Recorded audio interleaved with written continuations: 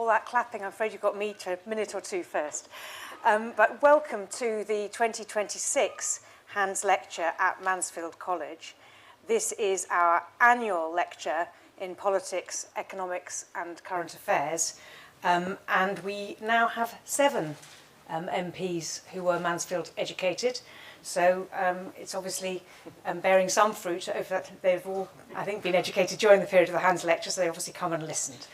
And it has been a remarkable series of talks and has enabled us to welcome to Mansfield figures including Lord Blunkett, David Blunkett, Sir Malcolm Rifkind, Baroness Shami Chakrabarti, the late President Carter of America, late Paddy Ashdown, former Prime Minister of New Zealand, Helen Clark, Lord Heseltine, Lord Haig, the Chancellor of our university, Afghan rights advocate Fawzia Koofi, another Mansfield alum, and I think another former Mansfield JCR president, Sir Chris Bryant, and the principal of Homerton College, Cambridge, Lord Simon Woolley. But before I say a little bit by way of introduction to tonight's speaker, I do want to give my particular thanks to Guy and Julia Hands. They are 2 of Mansfield's longest standing and most generous supporters for whom this lecture is named. Only Guy is technically an alum, but I think Julia was around and travelling from the town in the Fens from time to time when Guy was a student here. But the longevity of the Hans Lecture reflects Guy and Julia's incredible commitment to the college over many decades, and their championship of our shared values, especially that of fair access to academic excellence, widening participation in higher education, and our commitment to real social impact, have shaped what Mansfield has become as a college and ensured that we've been able to develop, expand, and take our rightful place in Oxford and the world. And as I look ahead to the next chapter in Mansfield's evolution, we are very grateful indeed to both Guy and Julia for their continued support and for serving as such an inspiration to the next generation of Mansfield's philanthropists. So thank you very much.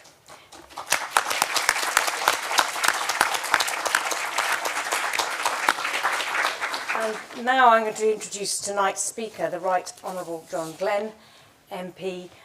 John started his illustrious career reading history at Mansfield College, Oxford, and being our JCR president.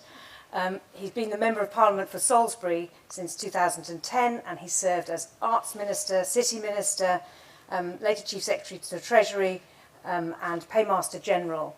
And now he is the Permanent Private Secretary to the Leader of the Opposition and a member of the Treasury Select Committee. And I'm very grateful indeed to John for coming back to Mansfield today to deliver this year's Hans Lecture, rather depressingly entitled 10 years after the Brexit referendum, at least from my point of view. Anyway, but reflections from the front line. But I hope there'll be some positive reflections as well as dreary ones. But anyway, thank you very much. John.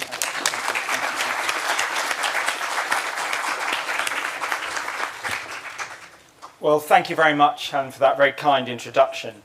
It really is an enormous privilege and honour to be invited to give the Hans Lecture this evening. And I would also like to acknowledge and give thanks for the sustained generosity of Guy Hands to Mansfield College, and particularly for your support of this lecture.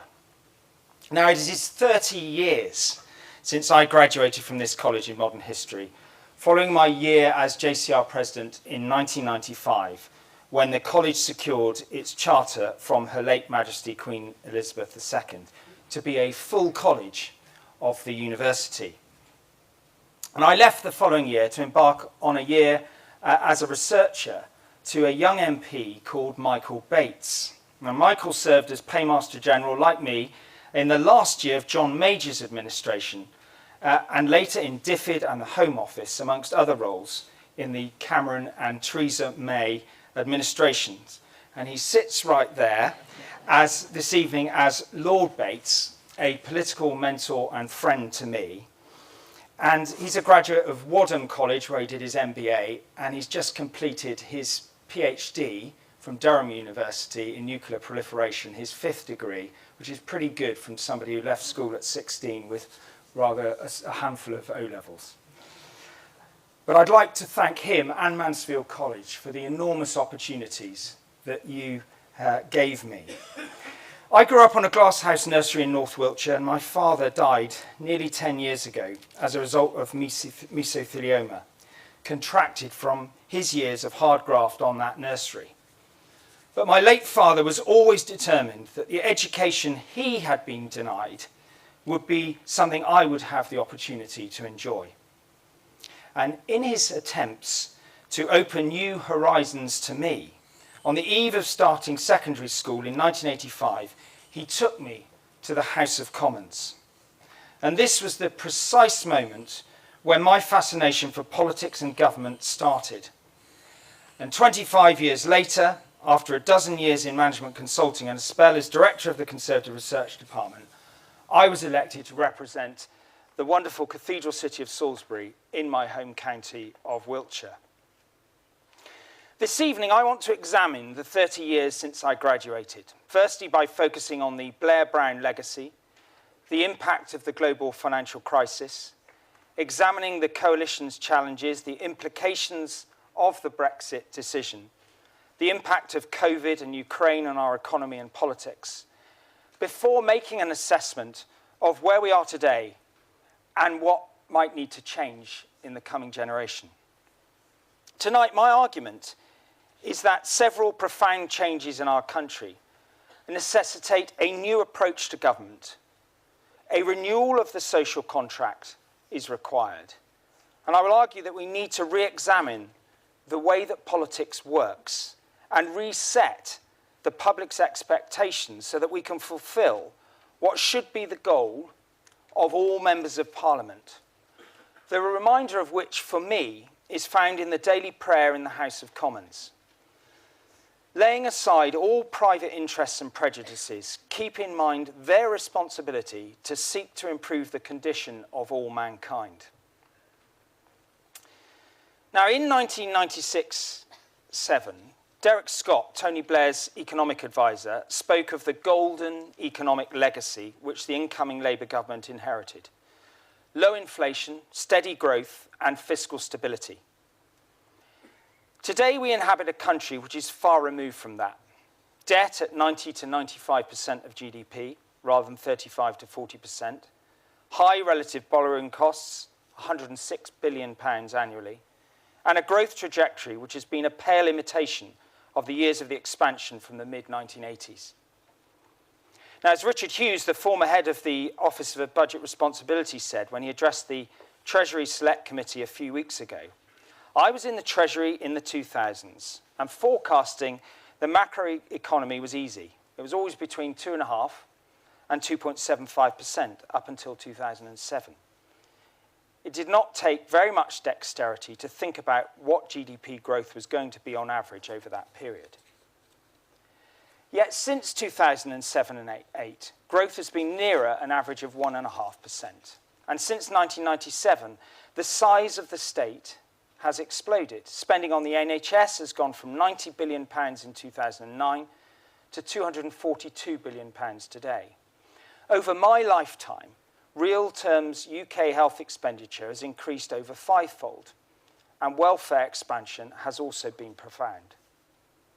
The Blair-Brown years nurtured a mindset that the state could perpetually offer more. Now, that mindset has been broadly sustained across general elections ever since. Meanwhile, our country's reticence to embrace higher overall taxation has not evolved, despite taxation edging up to record highs today. It seems to me we have moved from an era of easy money to structural constraints.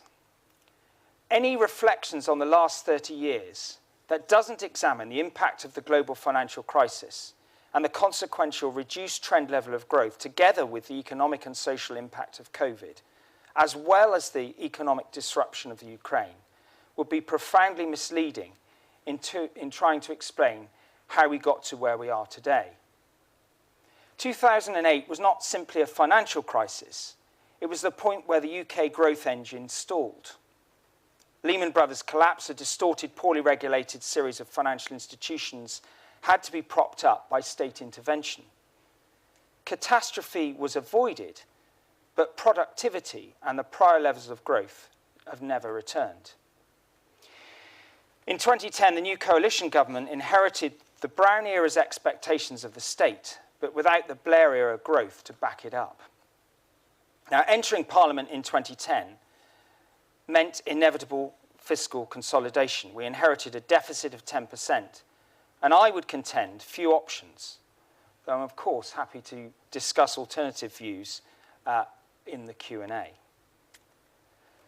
By the time of the referendum 6 years later, I had spent 2 years on the Defence Select Committee, finished the Royal College of Defence Studies course and an MA at King's, and served as Parliamentary Private Secretary to 2 cabinet ministers. The civil service stood at 385,000 at the time of the referendum. It now stands at 520,000, the highest number since 2004. I did not support Brexit in the referendum in 2016. My judgment was that irreconcilable expectations would be generated and they would never be fully satisfied in any Brexit outcome. Though I personally found the EU profoundly frustrating as a construct, very few senior politicians had sought, over the 40-plus years of membership, to explain the trade-offs and advantages. So when the decision was given to the wider electorate, an unpredictable outcome was always a risk. The result of the referendum was undoubtedly disruptive to the state and processes of government. The EU reference point had been hardwired into the zeitgeist of Whitehall for 40 years, and there was no contingency plan because it was not government policy to leave.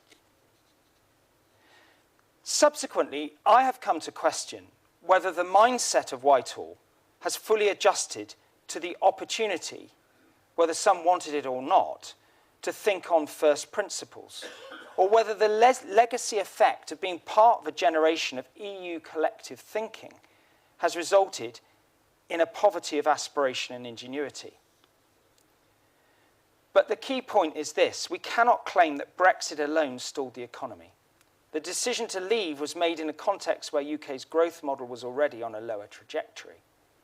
However, once that decision was taken, the legislative and structural changes to how government operates were inevitably going to have disruptive consequences in the short term, even if some would contend that long-term benefits are yet to be realised. Now, when Theresa May assumed office as Prime Minister in the weeks following the referendum, my 6-year apprenticeship to become a minister was extended a further year, as I was appointed PPS to Philip Hammond, the new Chancellor, my 3rd such appointment, but one which gave me greater insight into the role of the Treasury and the trade-offs being made across government. Philip, as all Chancellors, 4 of them that I worked with, is an impressive figure, possessing a deep intellect and business experience. The post-2016 legacy for politics and economics has been one of perma-crisis.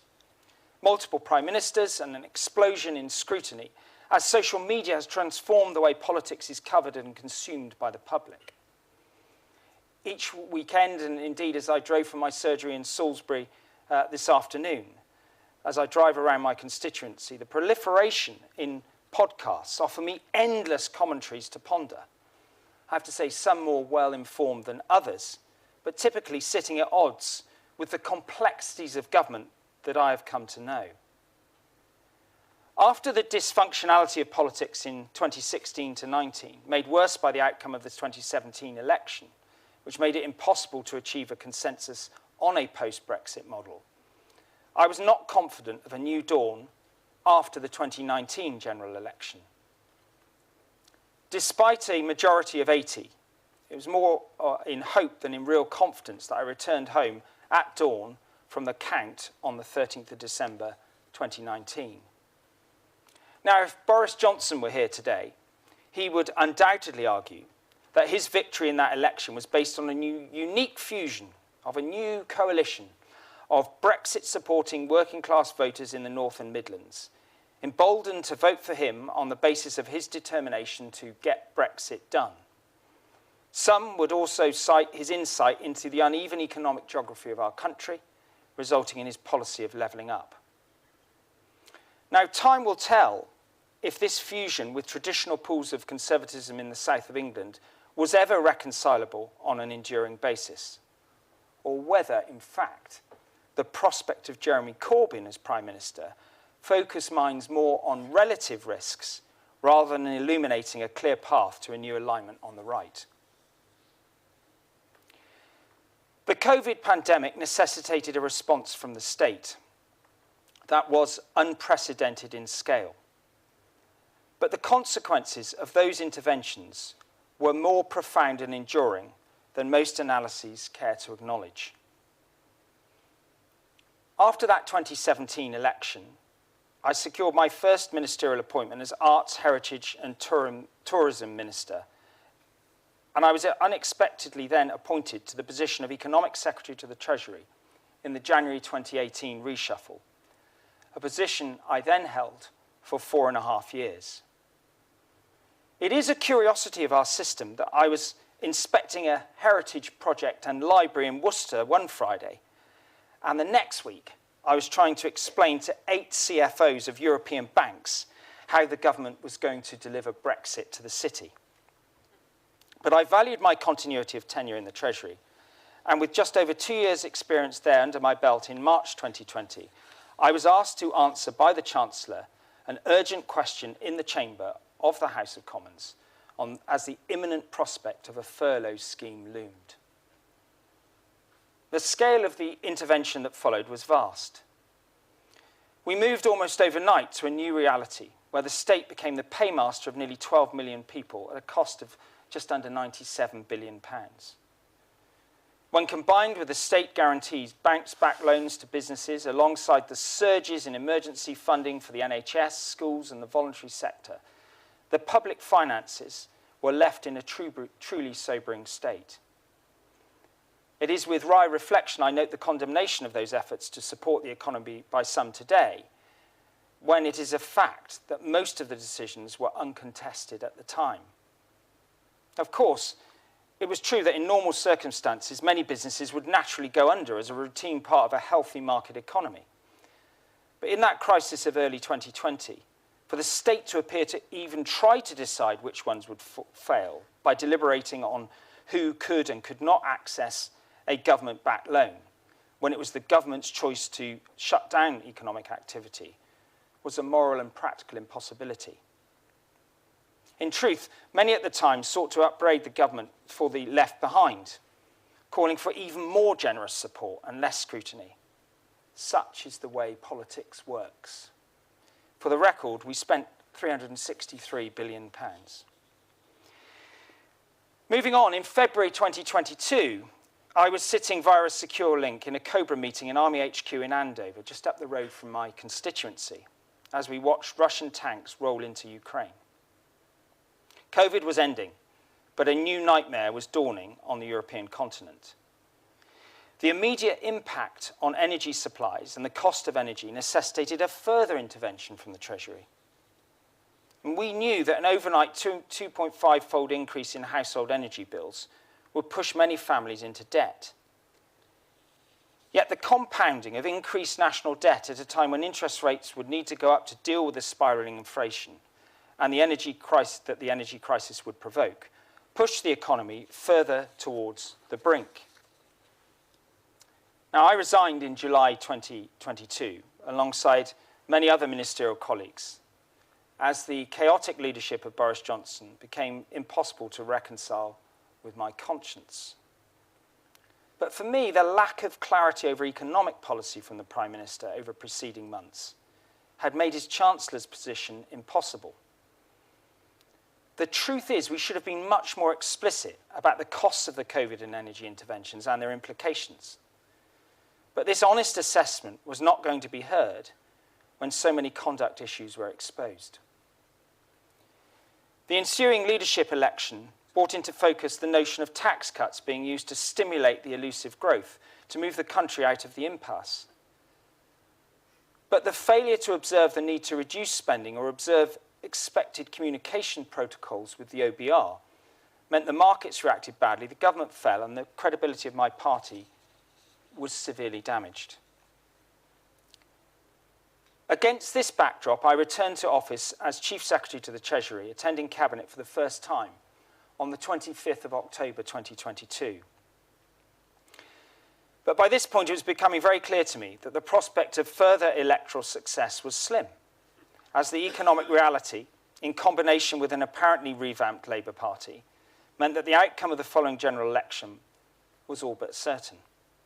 What I had to do in the meantime was to ensure that all spending departments lived within their means as we sought to avoid taking on any further decisions that would add to the national debt and therefore increase our debt interest costs. This was not only a necessity, but a practical expression of the economic principles I stood for. The politics of the coalition of victorious MPs in the 29 general election was also playing out as the salience of illegal immigration grew in the summer of 2023. Many cited our membership of the ECHR as the reason we could not stop the boats.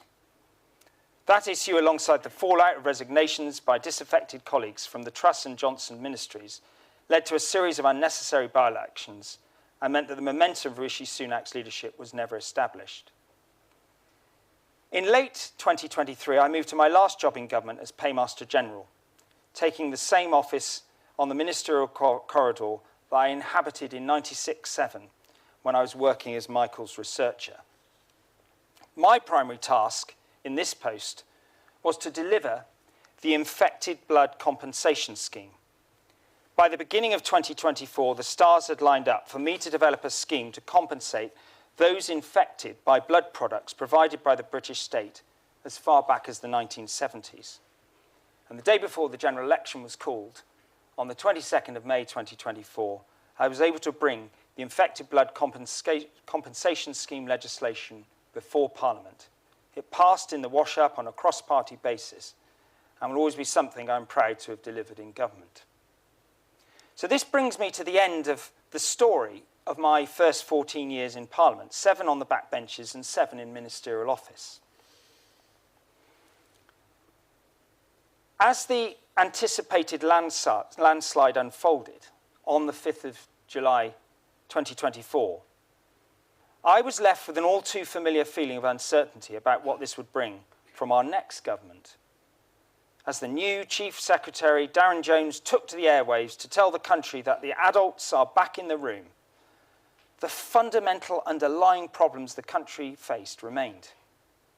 A massive pile of debt interest costs at a record high, and soon to increase further. Sky-high expectations of politicians to clean up the mess, as the incoming administration had been promising for months in its campaign slogans. Yet despite having long been resigned to losing power, I was still unclear what Labour's plan actually was. What policies did they have in their armoury to deliver the change that the country clearly wanted? The narrative of the incoming administration was essentially, we are Labour and therefore we will automatically do a better job than the shambolic government we replaced. They made rudimentary attempts to characterise the normal uncrystallised spending pressures between fiscal events as a black hole, and took early decisions on winter fuel payment withdrawal, above inflation increases to the national living wage, a 40 billion package of tax increases in their first budget, despite implying in their manifesto they would need only 7, and 26.6 billion more in their second. As they tried to argue, we are fixing the foundations. From this, they asserted, we would see a better supported workforce from which growth will ensue. However, as the spring statement of last week showed, it is still unclear whether these interventions have led to a reset in the economy or have in fact precipitated a further extension of the low growth trajectory referred to at the outset of this lecture. This month, the government are 1/3 their way into their 5-year term. One cannot be certain how things will ultimately play out.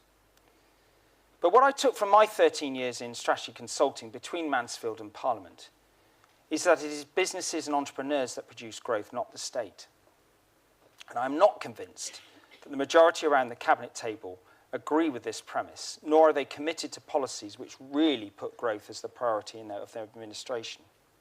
What I fear is that the politics of the Labour government, having secured power with a neutral manifesto, essentially on the basis of anyone but the last lot, do not have a full appreciation of the deeper challenges we face.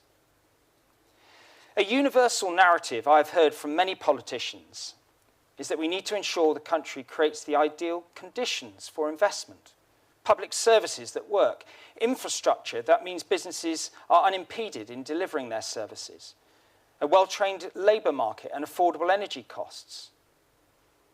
But if we do not lean into the needs of wealth generators, we are not going to see a return to the macroeconomic growth levels we saw prior to the global financial crisis. I suspect the party that advances a compelling economic proposition and crucially secures the confidence of the electorate they will actually deliver it will be the ones who will form the next government. But what I am increasingly anxious about is this. Does our politics allow us to explain the trade-offs required to deliver these conditions?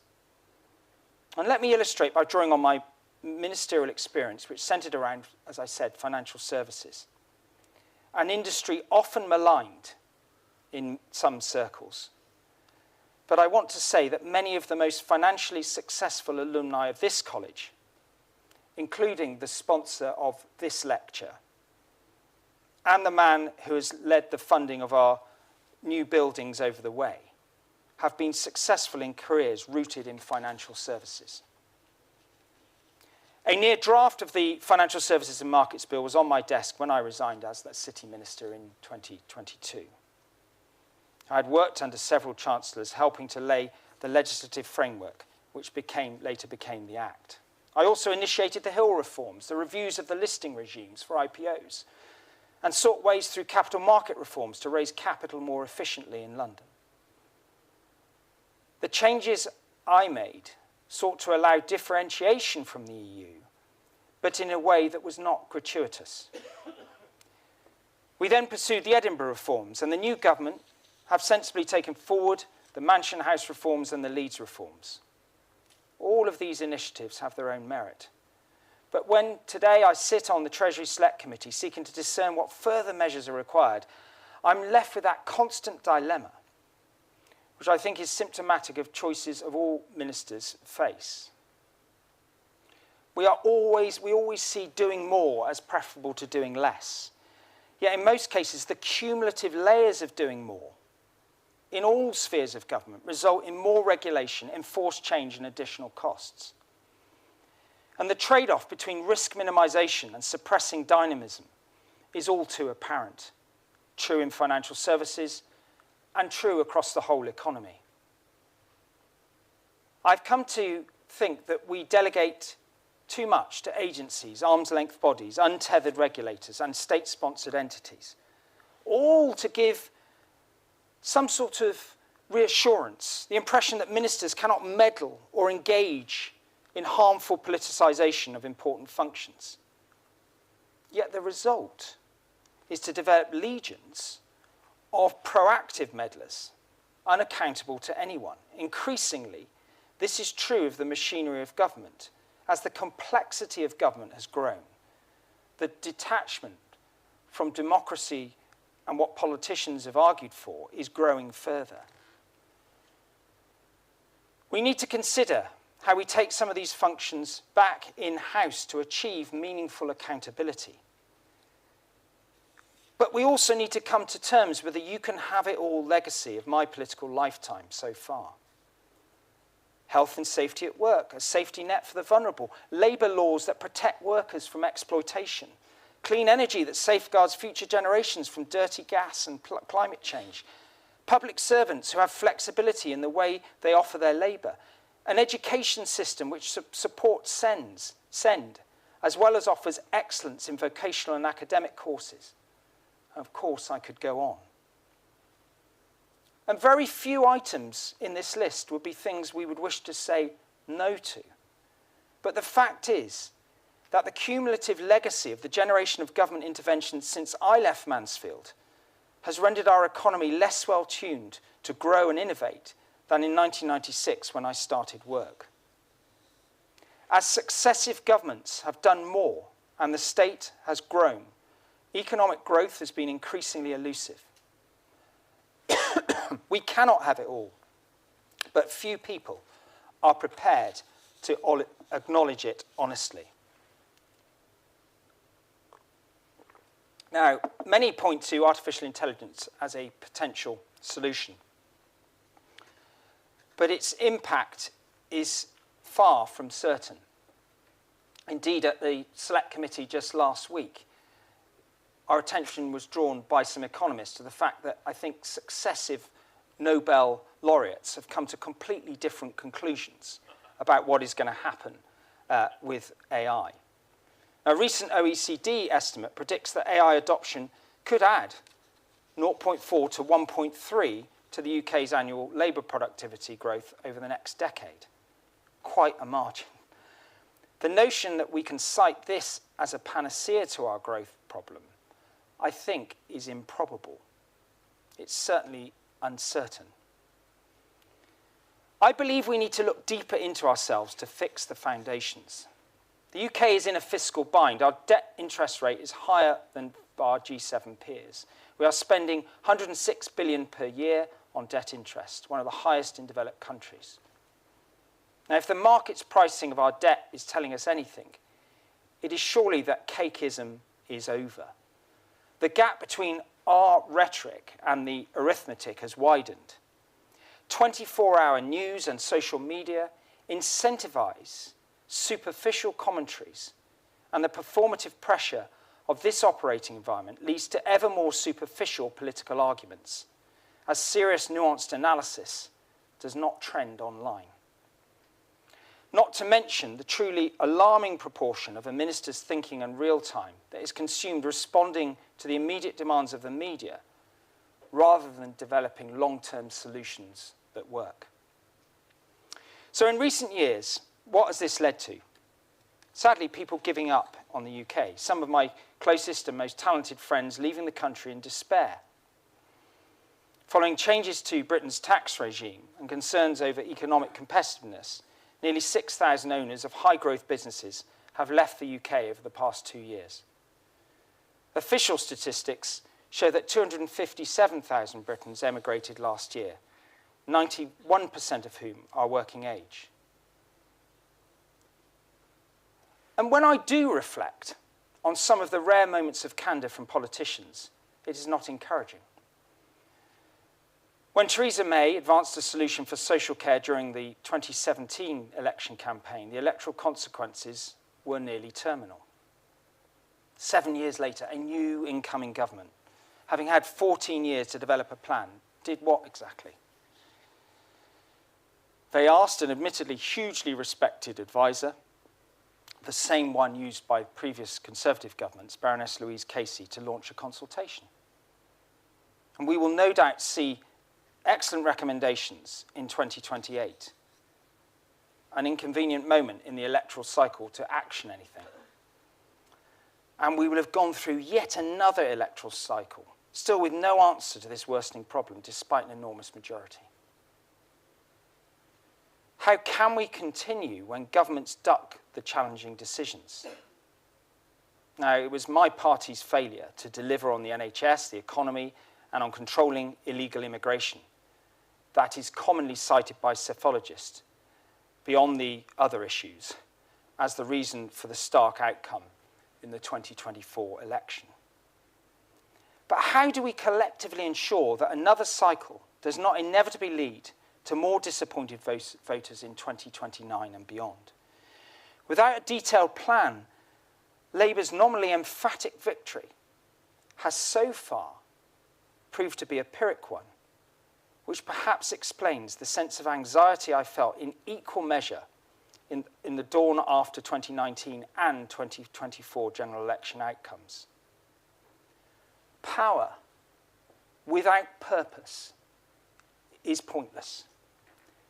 Yet winning power through honest engagement with trade-offs and choices is now apparently impossible in a world where every slip, every perceived downside in a policy proposal turns into lurid headlines, is weaponised by a political opponent, goes viral, inevitably leads to a government U-turn and no progress whatsoever? How do we build a politics that generates options where candour is offered and received in the right spirit? Now, President Trump's modus operandi is worth considering at this point. He is maligned for his language, his distinct style of engagement, and his tone. But who believes in the multipolar world that we now inhabit, that his insight into the failures of the status quo, of multilateral institutions such as the UN, World Bank, and NATO, don't bear some scrutiny? Who could argue that his demand for European countries to spend more on defence is completely without merit, a reality brought into sharp focus for us just a few weeks ago? Canadian Prime Minister Mark Carney's Davos speech acknowledged this. He essentially said, unless middle powers step up and find compelling answers to the uncomfortable, blunt challenge of the US president, we will see further polarisation as voters find solace in the emotionally resonant narrative of new parties. But how do we get ourselves to a place where we are prepared to either spend more of our money on taxes, spend less, or reduce regulation to create the conditions where greater productivity and growth can pay for the spending we have all come to expect? Now, welfare is often seen as an area where progress is needed if control of public spending is to be achieved. The impact of the pandemic on our public finance is not contestable. But the issue of the number of working-age people who are inactive in the employment market persists. The final quarter of 2025 recorded 1.88 million unemployed people in the UK, the highest level since 2014. Before the COVID pandemic, the unemployment rate was at a historic low and had been falling since 2011. Now, to give a grotesque caricature of some of the simplistic arguments that are advanced in the political sphere, some on the left will say that the apparent levels of sickness we see in our working-age population is a function of underinvestment in the NHS under the Conservative government, while some on the right will point to people refusing to work as they choose to sit at home, paid for by those who work hard. Now, I say this to illustrate that narratives tend to polarise and simplify. But I fear that the prevailing mood in the country is such that it feels that the time for nuance and patience to make sensible choices is rapidly running out. Where do we find accountability across public spending at a time when we have rising inactivity, long-term sickness, and the send trajectory accelerating? How do we have an honest conversation about benefit metrics and the assessment of need and what we can honestly afford to support? And how do we align support with participation so we can reliably score reductions in the growth of what most people see as a safety net, not a lifestyle option? These are the real choices that a government minister should be making. But they are often lost in the theatre of politics, where truth has many dimensions. The other day I was speaking to a High Court judge, and I was asking her about the challenges she faced in her working life. When I tried to get her to define the source of her dysfunctionality, she alighted on the contract to transport accused prisoners from the prison dock to the prison dock in time for the court to try them. And when I asked her who she blamed, not unreasonably, she said the government that signed off on the transportation contract, probably the last Conservative government.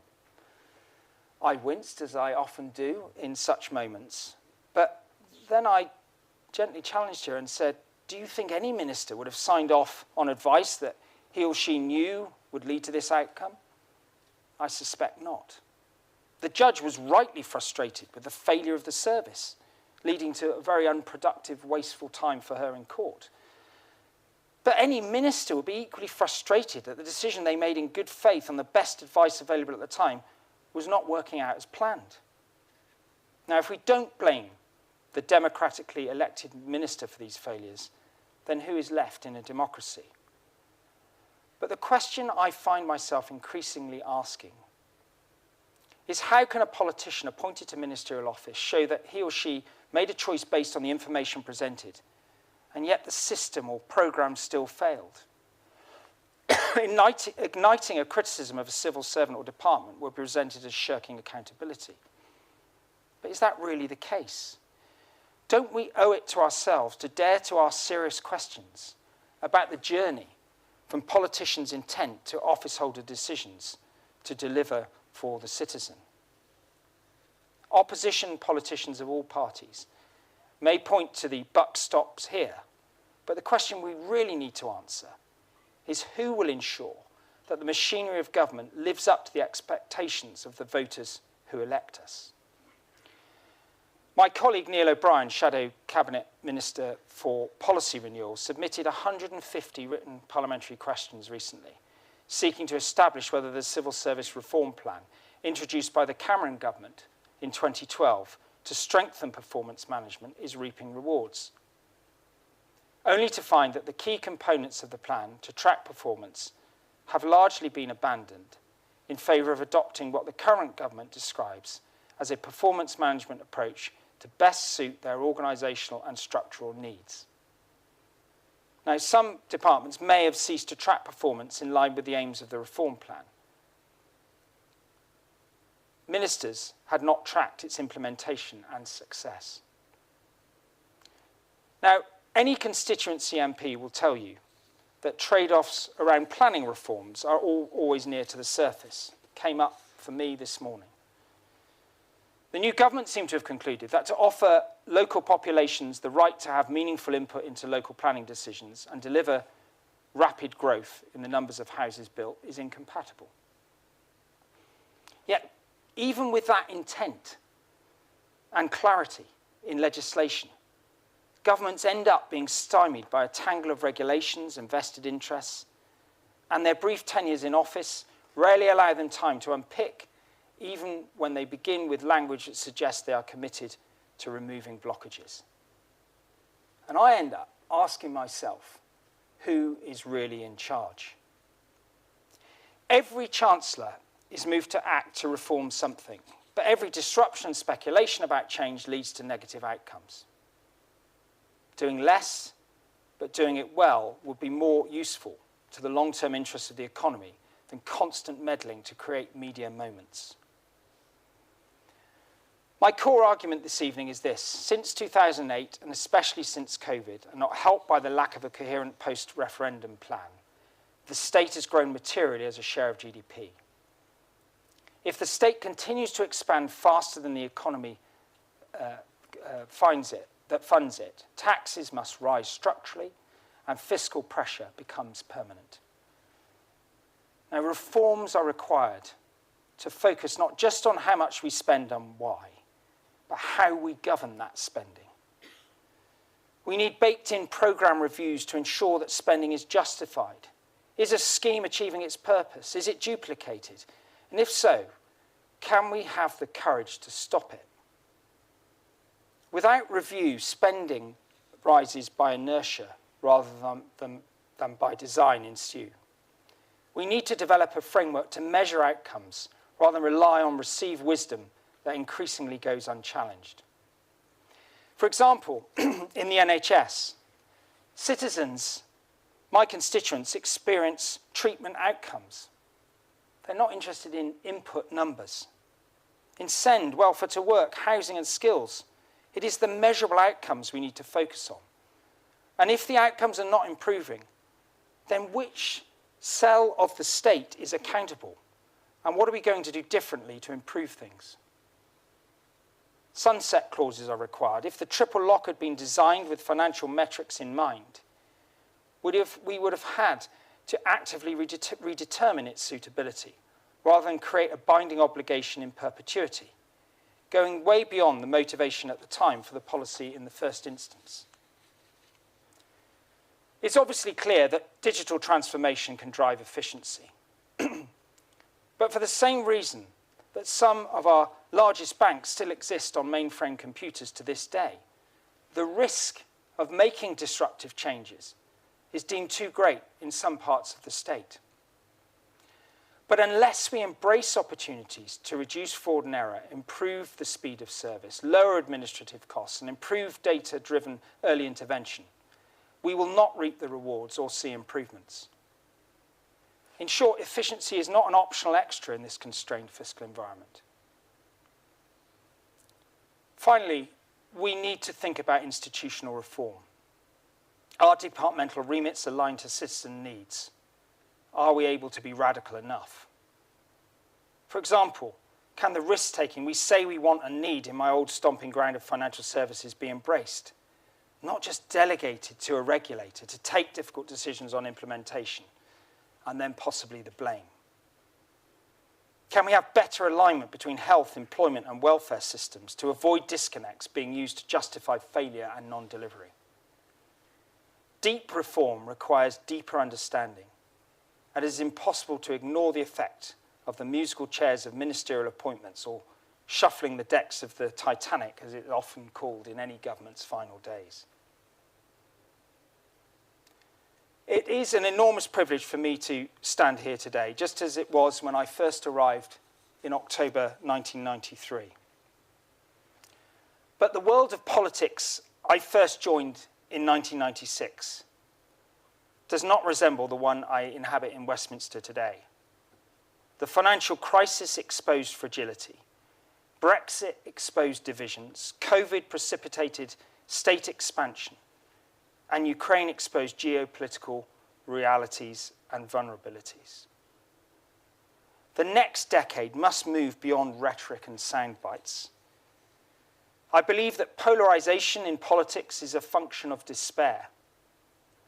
We need to become serious about the arithmetic, serious about growth, and about the honest trade-offs to get there. I, like most people, want to live in a country where we have a state that regulates intelligently and realistically, rewards work, funds defence honestly, and treats growth as a moral imperative. The state cannot insure against every shock. Trade-offs are real. Growth requires deep and perhaps uncomfortable reforms, and change requires determination and resolve, rather than slogans and sound bites. But after those perhaps quite somber reflections, I want to try to finish on an upbeat note. Politics does not have to be condemned to polarization. And I hope that nothing I've said today has discouraged anyone from seeing it as a worthy vocation. Thank you for welcoming me back to Mansfield, and I also appreciate very much the tradition of valuing diversity as the only Conservative among your 7 parliamentary alumni in the Commons, but the first to sit round the Cabinet table. Thank you very much.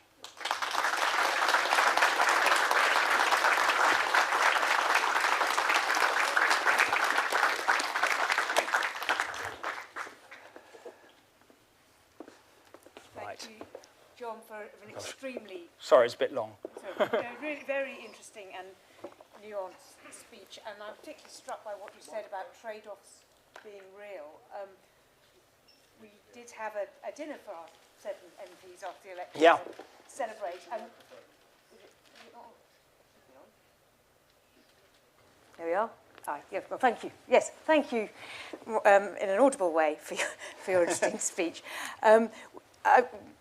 Yes, you talked about the trade-offs being real, and you also said that you thought that the party with the most compelling support for business would win the next election. And you might be right. And I think most parliamentarians would say, yes, growth is very important. Or there might be people who said the party that best delivers on public services, or persuades people who will best deliver on public services, will win the next election.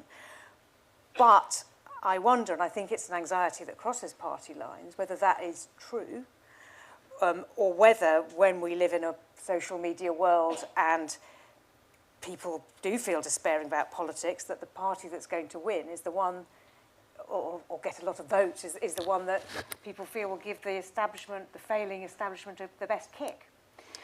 And that's a real problem if you're talking about serious trade-offs and policy choices on which respectful people can disagree. Well, I think what I'd say to that is we're certainly we're in that reality at the moment. We're in the politics of, my lot were useless, the new lot are useless, we'll look for new options on the left and the right. What I'm trying to argue is that the big fundamental strategic shift that needs to be embraced is we need to grow the economy, because you may talk, and you may be right, of course, about public services and what state they're in, but we've only got money to invest in public services if we've got the growth and the revenues to do so, or we increase taxes to a level, and of course there are then trade-offs in terms of the incentives for entrepreneurial activity. And all I'm saying is that unless we can win that argument, that actually we've been on a false trajectory where the state has grown more and more in what people expect of it, but we're not yet attracted broadly to, although it's heading that way, to European levels of taxation. We can't afford it. And I've, after nearly 16 years as an MP, I've just become frustrated with that fact that every election you're dancing on the head of a pin around choices that are marginally different, and then things are very different after a general election. And I think people are becoming very, very worryingly cynical about politics. But we've also got to be clear about what those trade-offs mean in terms of enabling growth. We can't, insulate everyone from every risk in employment terms, of bailouts, et cetera, et cetera. And what I actually said was the party that will win the next election will be the one who can challenge on their narrative on the economy, but crucially convince people who are now so cynical that they've actually got the drive, commitment to deliver it in government. Because I think it's that rhetoric and reality that is now in focus with the main parties across most Western democracies. And that's why resolve to be honest about those trade-offs is, for me, what is at the core of what my party will have to do if we're going to be competitive in next election. Can I ask you one more question, then I'm going to throw it open to other people. I'm going to hog this. You say you need to deliver growth. I would say Rachel Reeves would say we need to deliver growth. That's why we won't tax for day-to-day expenditure. So 66 billion of tax increases against 346 billion spent in COVID. Isn't that the right thing to do to bring down the national debt, even if it makes you unpopular? Well, I think it's not so much about making you unpopular. It's about what the effect of it has been on behaviours, about investment. And when I asked her at the Select Committee a few days ago about the effect of the national insurance increase, she said it was a valid argument to make that it disincentivises people to invest in employment. I then tried to draw on, well, are you saying, well, you want a high labour, a lower labour, more capital investment economy? Of course, she didn't want to quite say that. No. And of course, that is the problem. And I understand why. Yeah. I mean, we came in together in 2010. I try and retain a very respectful attitude. I know how difficult the job is. But what I'm saying is, there is a point where that burden of tax, it's not about people not liking it. It's about people saying, am I going to continue to invest in the UK? Are the incentives in the right place? And I fear that, what we're seeing in terms of growth, regardless of the recent events and what impact that will have, has, been that people are saying, well, I'm not so sure about the UK anymore. Yeah. Okay, I'm going to throw it out to questions. There's a hand here, and can you just wait for the microphone, please? Thanks. Thank you very much. It's fascinating to hear about your career and your perspective. You talked about, in the machinery of government, the issue of needing to monitor and measure, and I quite understand where that comes from. But there are things that you can't monitor and measure. I declare an interest as somebody who worked for the World Service for 7 years. Yeah. Soft power. Yeah. In the world in which I now work, which is higher education, we measure the things that we can measure. We know, if we're serious about it, that things like learning gain and the softer benefits of having a well-educated population are not easy to measure. So there are things for which the government might legitimately be expected to take responsibility that it's not easy to measure in that way. Is there a danger of ending up measuring what you can rather than making some decisions based on practice, experience, and more nuanced observations.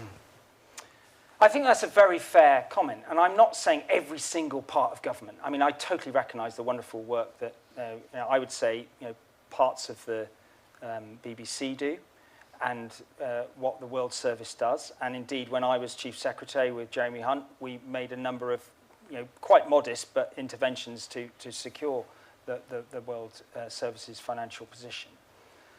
But I think when we've seen the amount of money spent on welfare, on education and health in such a complicated set of agencies, most people wouldn't be able to describe how their health service in their local area is funded and who's accountable for it. Now, I'm not saying that people who work in the health service are doing a bad job, but I'm just saying, if you've got comparable demographics across different counties, well, why are you spending it one way and one way and one way and another? What's going right, what isn't working? And can we transfer best practices? I had an example today where, back in my old stomping ground of financial services, where it comes into question whether we should allow something to be traded in an ISA. An HMRC will say one thing, the FCA will say something other. And the minister will be reluctant to arbitrate on either.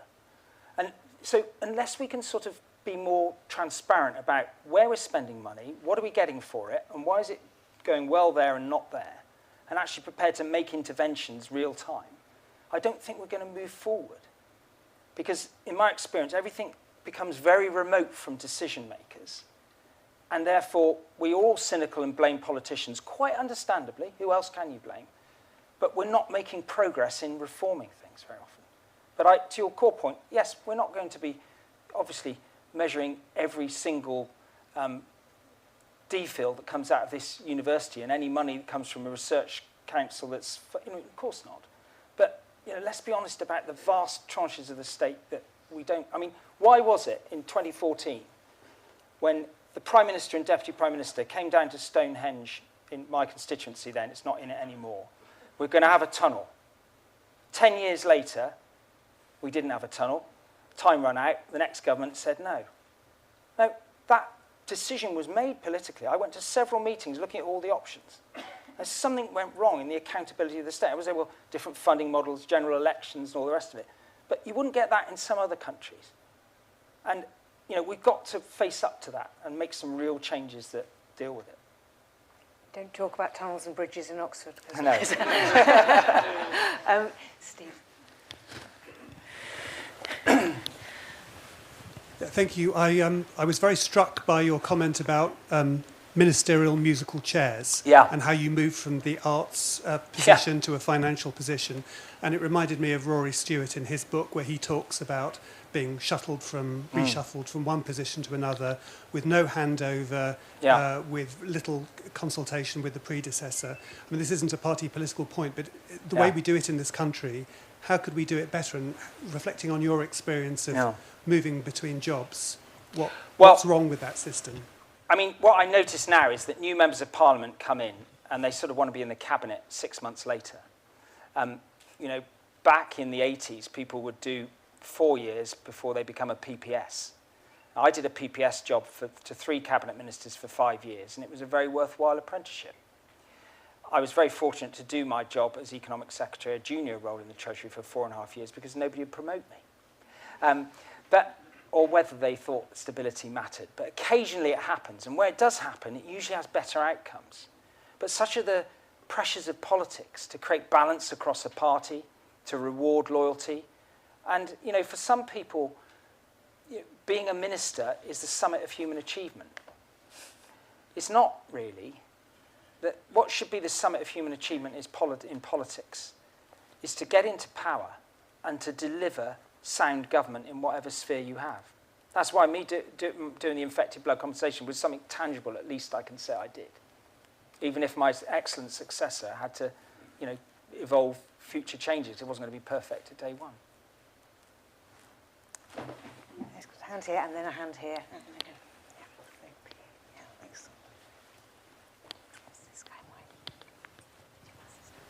I'm going to mention something that you mentioned. You pointed out its great attractiveness, and then you ignored. You'll probably guess I'm going to mention Brexit. Yeah. If we are really losing something like 4% per year on GDP, some estimates are even higher, this is the biggest number of any of the numbers you've talked about that maybe something can be done about. And I'd be very interested in your opinion on the following sort of line of thought. Could you just hold the mic a little bit closer? Oh, sorry, am I not near enough? Yeah. Is that better? Yes. Yeah, sorry about that. Yeah, I've worked with the EU on two different things, the Joint European Torus, and before that I worked with the European Space Agency. I've come to know incredibly good working conditions, incredibly good relationships between people. So I'm very keen to see it perpetuated in some form. But the recent arguments has been the EU won't like it if we want to do that, and they will try to oppose us. And the other argument that's been put is Labour won't move anything like far enough to do anything really effective. Now, both of those ideas can be countered with the argument, let's do it anyway, it's a very high-risk thing, but the rewards are so great, we should do it. And the bonus is, of course, that there will be, if it happens, there would be a political gain for the European stability, which would go far further than economics. It would go right into politics and how the UK and Europe is conducted in the future. So I'd be very interested in your thoughts on that argument of the balance of risks and rewards and whether there's a way through that or not. Look, I was very explicit. 2016, I made the decision not to support the Brexit. For a narrow majority, that happened, and we spent 3 years trying to work out how to deliver that. I totally accept that for many people who spent their working lives, like you, sir, in working in institutions in the European Union, find it the most fundamental decision, the wrong decision that we've taken as a country. The new government, or the Labour government now, are obviously engaged in some sort of dialogue. I would have thought from the EU's perspective, they're going to be very reluctant to make many meaningful concessions, because they can also see where the polling is and what's likely to happen at the next general election at the moment. But I always took the view that moving out of the institutional framework of the EU didn't mean that one was hostile to the EU. We made that decision, and in all my engagement as a minister, and I was often speaking to my counterparts as finance ministers in European capitals, they very much regretted our absence. And and I was determined that whatever I did in financial services was not going to be a sort of provocative act, because actually what most people need is stability. For me, the whole run-up to 2016 was a simplified, polarized assertions. But the bigger problem was that, as I said in my remarks, that for a whole generation, we never spoke about those trade-offs and the advantages of it. So, I actually blame a sort of casual complacency around the status quo as to why we ended up where we are. But I'm not close enough to the machinery of government at the moment to know what the new government will do. But of course, we're also in a world now that is different again in terms of where the future economic growth will come from, notwithstanding the fact that our EU is obviously a massive trading partner to the UK. But having gone through that process over 3.5 years, I don't think the public have an appetite to go through anything like it again. And the first thing I did after the referendum was said, please, can we never have a referendum again? Okay, I've got a hand here, and then Derek, and then I'm going to Walter end here. Thank you so much for an incredibly fascinating and insightful talk. Before I start, I did want to say my more eagle-eyed partner did notice that you were wearing Mansfield cufflinks, which we very much appreciate, so thank you. I wanted to ask you about this idea of communicating trade-offs to voters. You talked quite a bit about having to tell voters that, in order to make the decisions necessary for economic growth, there will be losers and winners, and that these have to be communicated. And I want to ask you, can we actually trust voters to look at the pros and the cons and say, well, I guess I will make this trade-off. And, is there a tension between, say, the democratic principle and what might be necessary to allow Britain to grow in the future? You put your finger on a really, really key dilemma I have all the time. But in a democracy, we believe that is the ultimate authority goes to, whether you want to consider different, more efficient ways of running our electoral system, which obviously some parties do, that might give you some different outcomes.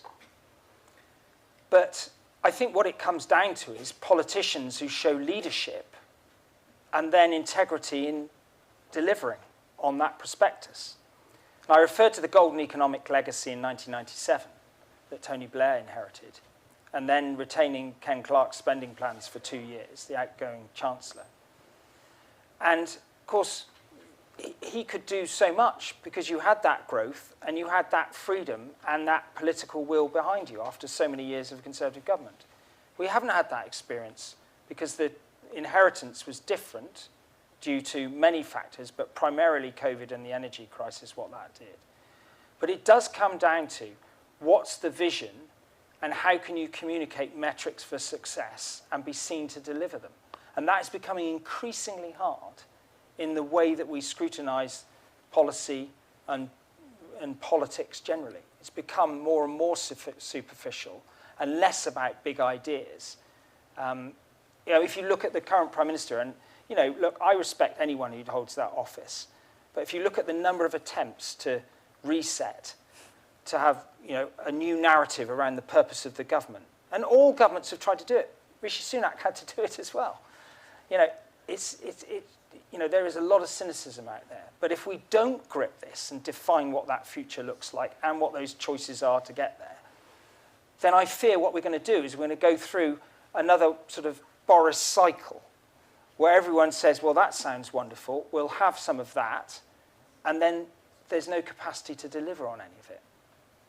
As we're already seeing with some parties in terms of what's been promised in local government and what's been delivered. One more, and then we'll stop. So Derek up there.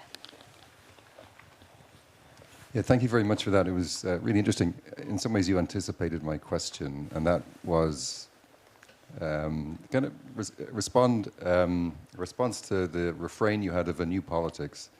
And it seems to me that electoral reform is really, really crucial to any idea of a new politics in this country.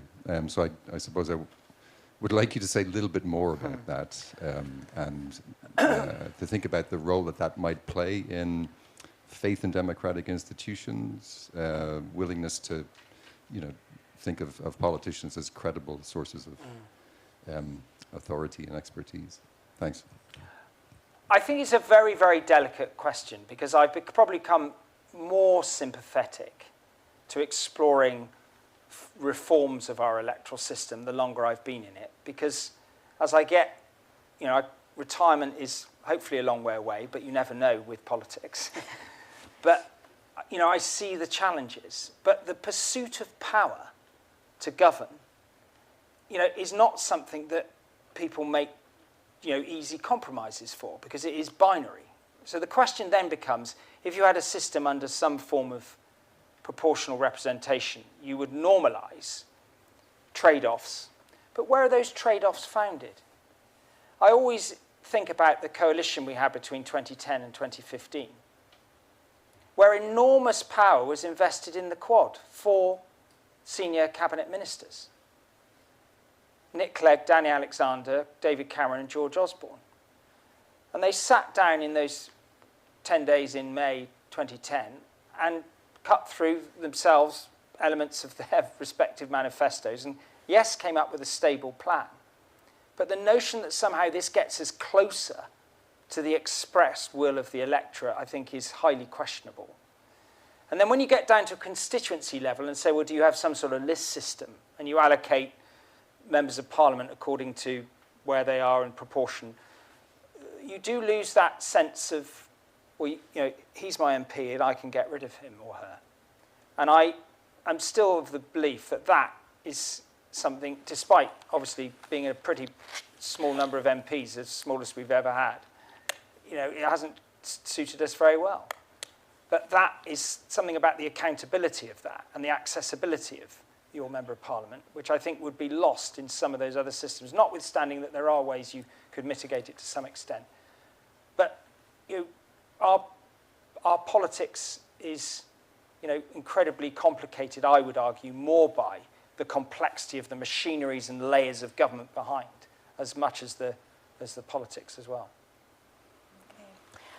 Right, I think I'm going to draw it to a close there, but I just want to thank again Guy and Julia for their support for college, and John for this fantastic lecture. He told me before he came in that despite all those years as a cabinet minister and obviously quite a lot of political speeches, I imagine, this was his first lecture. So thank you for making the Hans lecture your maiden lecture. I think you've been invited to do some more on the basis of this, but thank you very much. Thank you very much for the opportunity. Thank you very much.